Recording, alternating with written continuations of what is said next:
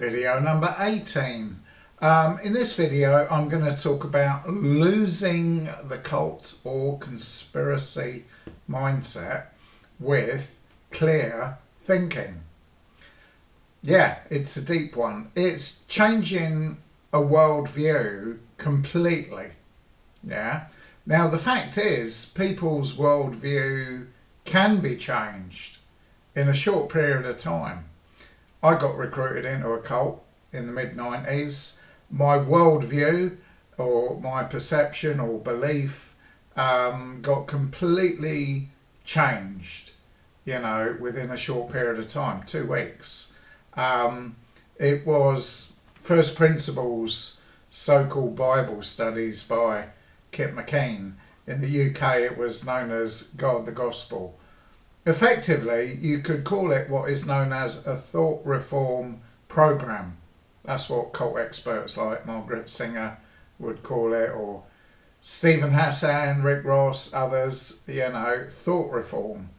Changing the way you think, changing the way you perceive reality. And that could be changing the way, you believe in a God, if you believe in a God. Changing the way you see people, changing the way you see yourself, getting a new purpose with a cult to save people, supposedly. And the thing is, the mind can be manipulated. And what is worse is when your mind is being manipulated and you're completely unaware of it. That's one of the tough ones. It's like, when I got recruited into a cult, I didn't know. I didn't know it was a cult. This was in the mid-90s. I don't think I even knew the name of the group till about a week after. I remember I was at the shopping centre. I got invited along. I mentioned this in earlier videos. Friendly person introduced me to other friendly people at a church. Then it was the push for the Bible studies. Overwhelmed by the amount of fellowship and love, from these people. Thought, oh, maybe I'll get a girlfriend in this group. But it was the indoctrination side of things. That's the issue. The thought reform program, or you could call it indoctrination, or mind control, or brainwashing. But it goes beyond just what they teach. It's the environment they set up.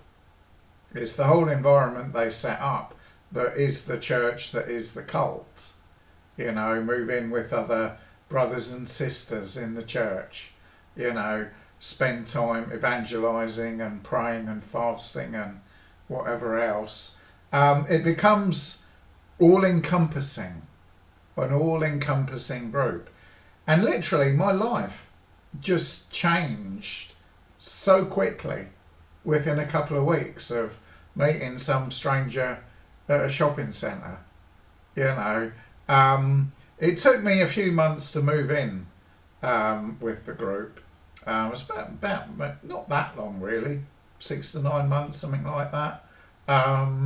Because obviously having this new mindset, that I thought was Christian, I thought this is what God wants. Having this different perception of reality caused conflict. I'd been programmed to think that everybody outside of the group needed saving. So that changes the dynamics of how you interact with people. And that caused conflict and criticism. So push people further into the cult, So yeah, how do you get out of that mindset? And it doesn't necessarily just need to be a cult. It could be several types of groups, multi-level marketing, any sort of high control group that becomes all-consuming, and is obviously negative. There's good groups that you can get involved with. You go to uni, go on some kind of training course or whatever that could be good. You change your job, you change where you move. There's positive change, where everything changes. get a girlfriend, get married, whatever. Hopefully it's positive. But then there's the reality of, hang on a minute, this isn't. It's that moment you realise, hang on a minute, this isn't all it seems. And some people walk away, but with cults, of course they know people are going to think about walking away, and that makes the cults even more controlling. It's like, well, you know, the devil is going to go after you and make you want to give up on God. And of course, giving up on God means stop going to the particular group. And these psychological tricksters, you know, it's a bizarre dynamic. It's a bizarre dynamic because they get addicted to controlling people, and they use these techniques to manipulate people.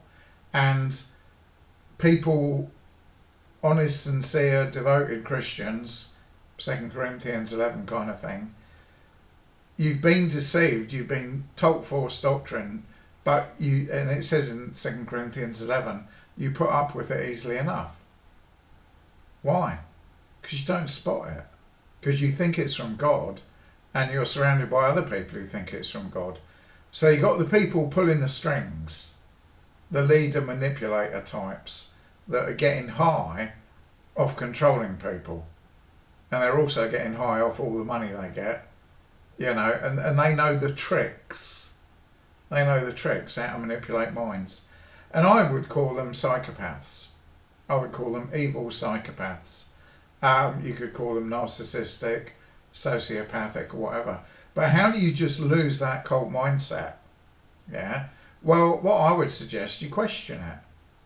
You question it. You think, well, they're saying it's from God, but is it from God? And some people read the Bible and they think, well, hang on a minute, Jesus warned about these false prophets. And if you're humble enough to realise you've been deceived by a false prophet, you can walk away. In fact, people walk away for so many reasons. They know there's something wrong. They can't necessarily figure it out because it's a clever con, and they walk away. Or they get kicked out. They ask too many questions. Usually, where does the money go? I want to know where the money goes. Well, out you go. You're not trusted in God's anointed, kind of thing. So it really is a matter. I mean, this process of getting clear thinking and questioning what you believed or what somebody else believes in depth, in detail, you're going to learn about fallacies. You're going to learn about how to debate, how to reason, you know, that kind of critical thinking skills is what they call them. You know, so when somebody says something, it's true because the Bible says it's true. Stuff like that. It's like, well, hang on a minute, I'm not just going to take it that way. You know, it's like, no, let me think for myself. And they keep people so busy in cults, they don't really have time to think for themselves. And they use flattery and other forms of manipulation. So the last thing the person actually does is actually think about, you know, what's been said. You know, you could, I mean, I remember there were sermons where the preacher would say one thing that I thought, nah, that's no good. But because they said 10 other things that sounded good, you forgot about the one thing that sounded a bit odd. You know, it's a little bit of poison in the water, but you don't notice it because it's diluted down. And of course, people sometimes can not even be aware that their mind has been changed by a cult or an MLM or a conspiracy group or political group or whatever it is. The whole point is the person isn't aware. They think, or they're told, that this is the best time ever for you. You've found God, you know, and so that disorientating kind of, oh, hang on a minute, there's the me before the group and now there's me and now I'm doing all these other things. They will encourage the change, but they won't, you don't really question the change. Oh, you're doing great now. You're so much better than before, even though nothing's changed. All these sort of mental games that they do, mental trickery, And of course, you don't see their agenda because they're always saying the agenda is what God wants. So losing that mindset, it can take more than the 2 weeks that it put you into that mindset to break it down and what's their agenda and why did they teach that. So 2 weeks of, call it brainwashing, could take 2 or 3 years to pick apart, and it's like, oh, I get it now, that's why they did that. And then you see the cult or the conspiracy or whatever bad group it is. It is a deliberate work of evil genius. Evil genius, these cult leaders or MLM scammers. And yeah, it can take years to pick it apart. And then you become a different person and you question everything. And it's not bad to question everything. You know, that is one positive of it. There's people that just don't question what they believe. You know, this is the thing. It's like a politician says something and you believe it. Oh, that sounds good. He's getting my vote. But is he going to do what he says he do? They never seem to. You know, you ask a politician a question, they never give you a straight answer, do they?